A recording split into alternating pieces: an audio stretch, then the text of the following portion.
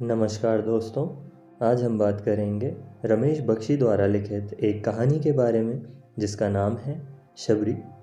यह कहानी है दो भाइयों की जिन्हें एक ही लड़की से प्रेम हो जाता है। तो आइए शुरू करते हैं। सबसे पहले पात्र परिचय। बड़के जो कि बड़ा भाई है और वह कुछ वर्ष पहले कलकत्ता से ट्रेनिंग कर इंदौर वापस लौटा है। छुट्टू जो कि छोटा भाई है और वह एमएससी की डिग्री लिया हुआ है तथा नई नौकरी हेतु कलकत्ता जाता है। खुकी वह लड़की जिससे बड़के को एक समय प्रेम था और अब छुट्टू को उससे प्रेम है।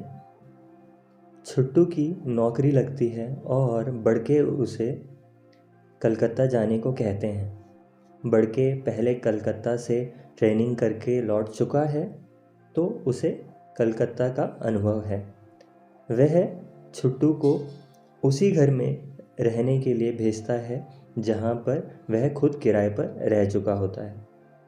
इस घर के मकान मालिक मोशाई जी हैं जो कि या तो चटर्जी हैं या तो मुखर्जी हैं या तो बैनर्जी हैं। उनकी पत्नी भी हैं श्रीमती मोशाय जो कि पूजा पाठ करने वाली स्त्री हैं। इनकी पुत्री खुकी जो कि इस समय उनकी पुत्री खुकी जो कि बड़के के समय पर तो कम उम्र की थी किंतु छुट्टू के वहाँ जाने के समय एमए अंग्रेजी से कर रही है। बड़के और छुट्टू दोनों भाइयों की उम्र में काफ़ी फ़र्क है मगर दोनों भाई से ज़्यादा दोस्त हैं। बड़के ने छुट्टू को नौकरी के लिए कलकत्ता भेजा और छुट्टू भी उसी घर में रहने लगा जहाँ कभी बड़के रहा करता था। छुट्टू ने बड़के को पत्र लिखे और वह पत्र में बताता कि घर के लोग कैसे हैं। यहाँ एक नमस्कार वाली लड़की है जो कि तुम्हें जानती है। पत्रों में दोनों भाइयों की बातचीत होती रहती है। एक दूसरा पत्र भेजता है जिसमें लिखा था कि आज मैं एक गजब की बात लिख रहा हूँ। याद करो बड़के कि फॉर्म की ट्रेनिंग ख़त्म होने पर जब तुम यहाँ से गए थे तो यहाँ उस नमस्कार वाली लड़की को क्या दे गए थे। दरअसल बड़के खुकी को एक गमला दे गया था और यह कहकर कि यह ट्यूलिप का पौधा है जबकि वह उसे एक सूखी डंडी देकर गया था। याद आया बड़के, तुम उसे पौधा दे गए थे और वह 7 साल से सींचती रही है उसे। वह कहती है वह गमला जान से ज़्यादा प्यारा है। 7 साल में वह गुलाब कावली अर्थात ट्यूलिप की तरह झूम आई है बड़के। कल ही उसने बतलाया है कि उस ट्यूलिप की उम्र 7 बरस की हो गई है और उसमें फूल लगाए हैं। पत्र के अंत में खुकी द्वारा लिखा हुआ था, आज तुम्हारी उसी गुलाब कावली में फूल आ गए। फूल आ गए आज तुम्हारी उस गुलाब कावली में। उसी गुलाब कावली में तुम्हारी आज आ गए फूल। पत्र पढ़कर बड़के अपने आप को कोसता है। खुकी उस समय भी सब कुछ समझती थी किंतु बचपन में जैसे सीखे पहाड़े भूल गया वैसे ही बड़के खुकी को भी भूल बैठा। बड़के सोचता है फूल कैसे लगाए, कलम गुलाब की लगती है गुलाब कावली की नहीं। खुकी जब बहुत ही पीछे पड़ गई थी तो एक गमले में मैंने मिट्टी भरी और ट्यूलिप की एक टहनी उसमें रोपकर उसे दे आया था। वह टहनी तो 2 या 3 दिन या हद 4 दिन में सूख गई होगी। मुझे ऐसा मजाक नहीं करना चाहिए था।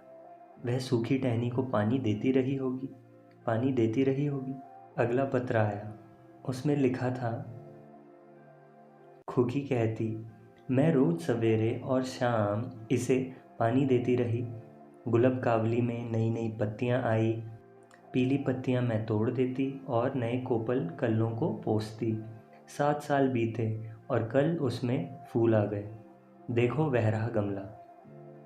और बढ़ के उसने जिस ओर उंगली उठाई उस ओर मैंने देखा एक मिट्टी भरा गमला पड़ा था। उसमें ना कोई पौधा था, ना टहनी, ना कोपल, ना कल्ला, ना फूल।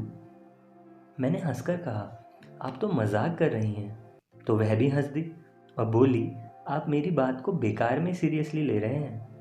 वह हंसती ही रही और कहने लगी, माँ जैसे भगवान की मानस पूजा करती हैं वैसे ही मैं गुलब कावली की मानस पूजा करती रही। बड़के आगे खत ना पढ़ सका। वैसे भी अब बड़के विवाहित हैं। एक बार बड़के ने छुट्टू से पूछा, नमस्कार वाली वह लड़की कैसी है?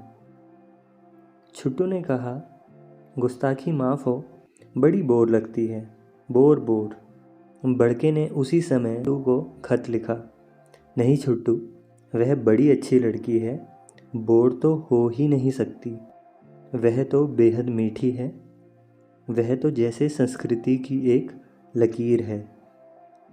यूं ही बंगाली लड़कियां बड़ी अच्छी होती हैं। बड़के लिखता ही चला गया। जब खत दोबारा पढ़ा तो सोचा कि छुट्टू मेरे इस लिखे को पढ़कर जाने क्या सोचेगा, पर खुकी के बारे में जब वह लिखता है तो लिखता ही चला जाता है। छुट्टू का एक खत बड़के को चौंका देता है। उसमें लिखा होता है, कल शाम जब वह बालों में जूड़े के लिए सहन में बैठी गठान लगा रही थी, बड़के, मैंने उसके उठे हुए हाथों को ऊपर ही थाम लिया। मोशाई ने यह देख लिया था और उन्होंने अपने सामने हमें बैठाया और हम दोनों से पूछा कि क्या हम एक दूसरे को चाहते हैं। बड़के, तुमसे पूछे बिना कभी मैंने कुछ नहीं किया, पर उस बार तो हाँ कह दिया।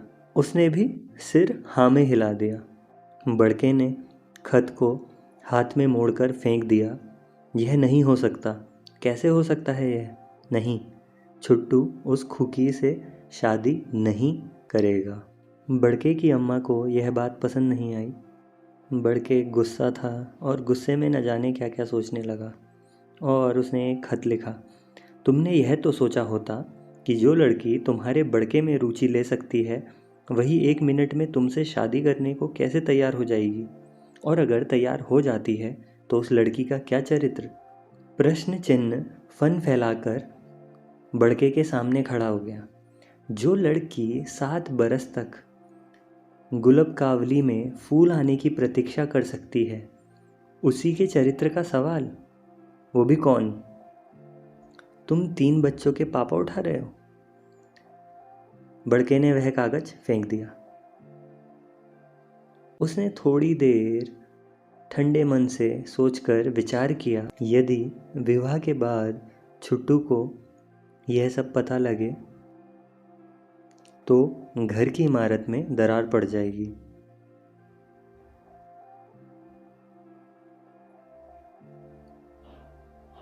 बाद में मन में एक आवाज़ आई, छुट्टू उससे शादी कर भी ले तो क्या बुरा है भाई, वह तो अब बीत गया। तुम अगर अविवाहित होते तो बात अलग थी। बड़के ने छुट्टू को एक पत्र लिखा, छुट्टू, तुम्हारा पत्र मिला।